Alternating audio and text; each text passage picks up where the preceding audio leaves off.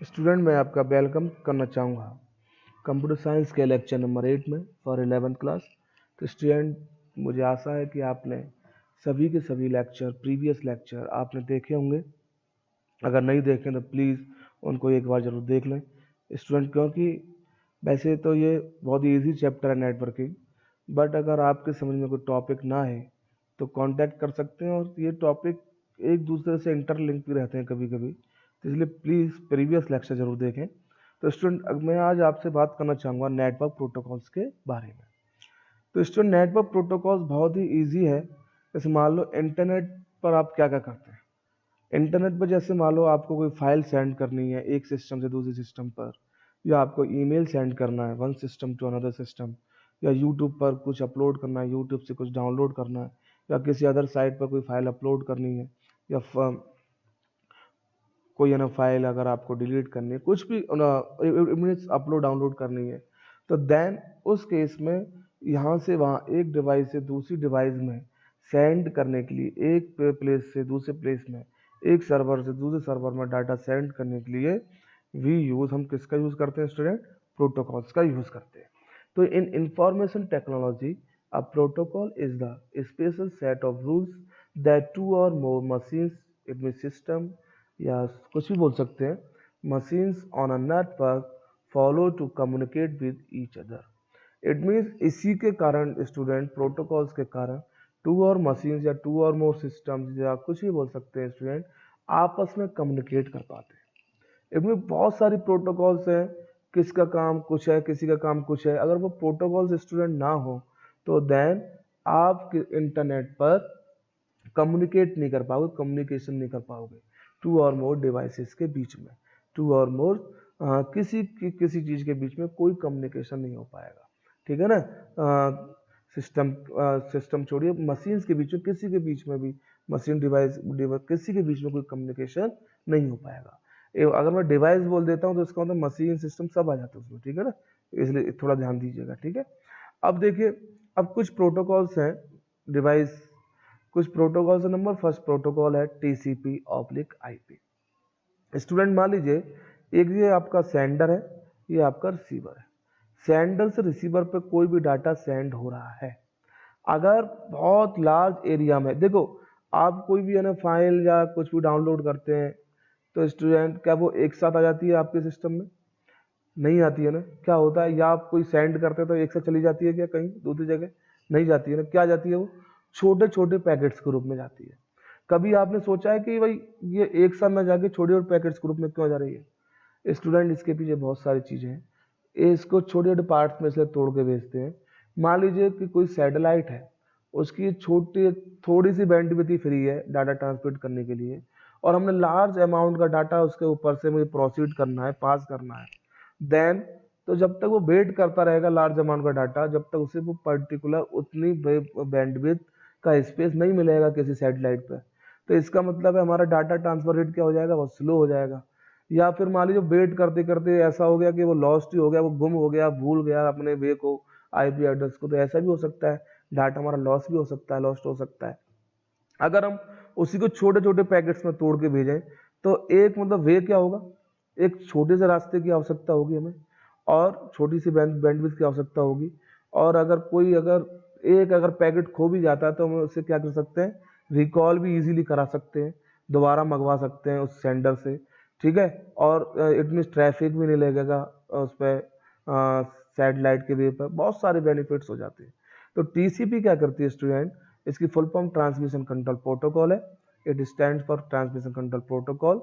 और ये क्या करती है सेंडर पर, it stand for transmission control protocol. और ये हमारा काम क्या है? सेंडर पर किसी भी लार्ज अमाउंट के डाटा को छोटे छोटे पार्ट्स में तोड़ने का काम करती है, पैकेट्स जिन्हें हम क्या बोलते हैं? पैकेट्स बोलते हैं। और उन्हें एक सीरियल नंबर ही प्रोवाइड करती है। क्या प्रोवाइड करती है? Serial number. जैसे वहां अगर जोड़ने का, उसे रीअसेंबल करने का अगर काम आए रिसीवर पे, तो सीरियल वाइज रीअसेंबल भी हो सके। ठीक है ना? और रिसीवर पर वो टीसीपी का एक काम और होता है, टीसीपी जो हमारा डाटा आ रहा है सीरियल वाइज, उसे रीअसेंबलिंग भी एट डेस्टिनेशन में रिसीवर पे करने का काम करती है। टीसीपी के दो काम हो गए, सेंडर पे तोड़ना पैकेट्स के फॉर्म में, और रिसीवर पे क्या करना स्टूडेंट, ब्रेक करना इन स्मॉल, रिसीवर पे क्या करना, उन्हें रीअसेंबल करना, ठीक है, अकॉर्डिंग टू सीरियल। ठीक हो गया स्टूडेंट। अब IP it means internet protocol. Internet protocol क्या है भाई, छोटे छोटे पैकेट्स में तो हमने तोड़ दिया, बट उसका सेंडर का कहाँ पहुंचना है उनमें पैकेट्स को, तो IP is responsible for admit destination address, sender and destination address. It means उस पैकेट को जाना कहाँ है, कहाँ पहुंचना है, ठीक है। तो सभी पैकेट्स को एड्रेस देने का काम कौन करती है, हम, इट मीन्स आईपी एड्रेस, ठीक है, IP protocol, internet protocol. Student समझ में आया नहीं आया? तो टीसीपी और आईपी दोनों के दोनों एक कंबाइंड प्रोटोकॉल है, एक साथ काम करती है। आपने नाम भी देखा होगा, इन दोनों प्रोटोकॉल का नाम एक साथ आता है। इसके पीछे रीजन यही है, दोनों एक साथ ही काम करेंगे, ठीक है ना। कोई भी डाटा सेंड करना है तो ब्रेक करना, रीअसेंबल करना, उनको एड्रेस देना, ब्रेक और रीअसेंबल एंड एड्रेस देना सभी पैकेट्स को, इस सभी का सभी काम कौन होता है, आईपी एड्रेस के थ्रू होता है और टीसीपी के थ्रू होता है, ठीक है। अब स्टूडेंट यहाँ एक बात आती है, अब ये आईपी एड्रेस होता क्या है student, IP address it means an IP address is a unique identifier for a node or host. Node means system or host connection on an IP network. It means देखो किसी भी network पे जितने system आपके attached हैं या कुछ भी, जितनी भी वेबसाइट कुछ भी हैं, सर्वर हैं, सभी का एक क्या होता है स्टूडेंट, यूनिक एड्रेस होता है। सर्वर या वेबसाइट, वेब सर्वर, जो भी नाम आप दे सकते हैं, ठीक है। सभी का एक क्या होता है स्टूडेंट, एक एड्रेस होता है। क्या होता है, एक यूनिक एड्रेस होता है।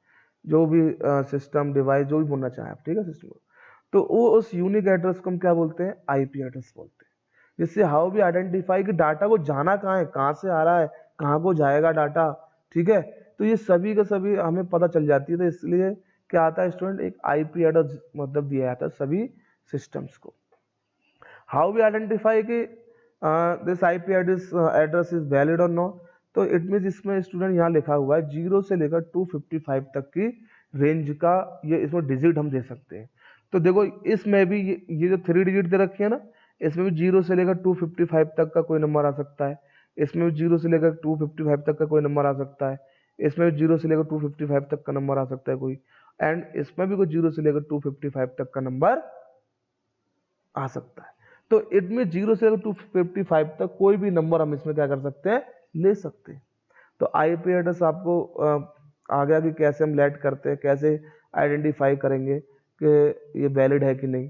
तो 3 के मैक्सिमम, वैसे एक एक का ही पेयर हो सकता है, तो मिनिमम 1 के और मैक्सिमम 3 इट में लास्ट के डिजिट है आपके 3 है ना, तो ये आपके कितने होते हैं, 3 के मैक्सिमम कितने पेयर्स हो सकते हैं, 4 पेयर्स, इट मीन 12 डिजिट इसमें मैक्सिमम हो सकती है, ठीक है स्टूडेंट, समझ में आ गया ना। और मिनिमम तो एक एक भी बना सकते हैं, सब में 0 से कर दो तो वो भी आईपी एड्रेस क्या होगा, वैलिड होगा, ठीक है ना, समझ में आ गया ना, ठीक है। तो ये आईपी एड्रेस कैसे बनाते हैं, कैसे वैलिड रहता है, वो आपका रहता है स्टूडेंट, ठीक है। नेक्स्ट आती है आपकी file transfer protocol, FTP. FTP क्या होती है student, this is the simplest and one of the oldest protocol design for transmitting file of any type from one system to another on the internet. कि internet पर एक system से दूसरे system पर जब हम फाइल सेंड करते हैं तो हम किसका यूज करते हैं student, FTP, file transfer protocol का यूज करते हैं, ठीक है। बहुत सारे तो मैंने बताया होता है, अगर प्रोटोकॉल्स ना हो तो आप ट्रांसमिशन कम्युनिकेट नहीं कर पाओगे, कम्युनिकेशन हो ही नहीं पाएगा। सभी प्रोटोकॉल्स को एक ना एक कोई क्या दे दिया गया है, काम दे दिया गया है कि आपका पर्टिकुलर ये टास्क है, आपका पर्टिकुलर ये टास्क है, तो ये सभी टास्क में डिवाइड किया हुआ है, ठीक है ना। तो एफटीपी का काम क्या है, ये काम है, ठीक है, किसी फाइल को पर्टिकुलर डेस्टिनेशन पर भेजने का काम है, ठीक है। नेक्स्ट बात आती है एस, यहाँ मैं थोड़ी देर इसको इस तरह से ओपन करता हूँ, आप अगर देखना चाहें तो देख भी सकते हैं। नेक्स्ट आती है आपकी HTTP, it means hyper text transfer protocol. Student इसका काम क्या है, HTTP जैसे मान लीजिए फॉर एग्जांपल आप अपने वेब ब्राउजर में, वेब ब्राउजर जानते हो ना क्या होता है, गूगल क्रोम, या जैसे मैं एक छोटा सा एग्जांपल देता हूँ, मैंने यहाँ गया, मैंने यहाँ लिखा google.com, ये हुआ, अभी आपके सामने ओपन हो गया, हो गया ना। अब ये google.com मैंने यहाँ लिख तो दिया वेब ब्राउजर में, इस मतलब एड्रेस बार में, ठीक है।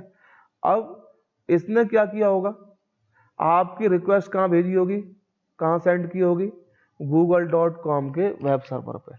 उस वेब सर्वर ने ये होम पेज है आपके वेब ब्राउज़र पर डिस्प्ले करा दिया। अब वहाँ वेब सर्वर से आपके पास तक इस होम पेज को लेके कौन आया, दोनों के बीच में कम्युनिकेशन किसने कराया, कम्युनिकेट किसने किया, HTTP, hyper text transfer protocol. जैसे मान लीजिए स्टूडेंट, अगर मैं यहाँ कुछ भी लिखता हूँ तो देखो इसके आगे आपकी ऑटोमेटिक क्या लिखी आ जाती है, HTTP लिखी आ जाती है, ठीक है ना। तो इसका मतलब क्या है कि hyper text transfer protocol. It means इसको सेंड करने वाला कौन है, कौन इसको सेंड कर रहा है, hyper text transfer protocol send कर रहा है। जैसे आया देखो स्टूडेंट, तो इट मींस जो भी आप कुछ लिखते हैं आपके सामने वो पूरी आपकी ये ओपन हो जाती है, ठीक है ना। इस तरीके से ये क्या हुआ आपका HTTP हुआ। लिखा भी है इसमें देखो, वेब ब्राउजर एंड सर्वर के बीच में कम्युनिकेट करने के लिए काम आती है, ठीक है, सर्वर्स के बीच में। तो ये क्या होगी स्टूडेंट, हमारी HTTP, ठीक है। इसमें देखो बहुत सारी चीजें स्टूडेंट दी हुई हैं, जैसे वेब पेजेस, ये इनके बारे में तो हम आगे बता देंगे, कोई दिक्कत नहीं है। तो स्टूडेंट आज के लिए इतना सफिशिएंट है, आप इनके नोट्स बनाएं ढंग से, कोई टॉपिक ना समझ में आए तो पूछें, और इजी वे में और विदाउट एनी टेंशन आप घर पर स्टडी करें। यूट्यूब का चैनल स्टूडेंट बहुत अच्छी तरीके से हमारे टीचर्स के द्वारा उस पर वीडियो डाली जा रही है, ठीक है ना, लगातार। कोई ज़रूरी नहीं है स्टूडेंट आप जो वीडियो है तुरंत देखें।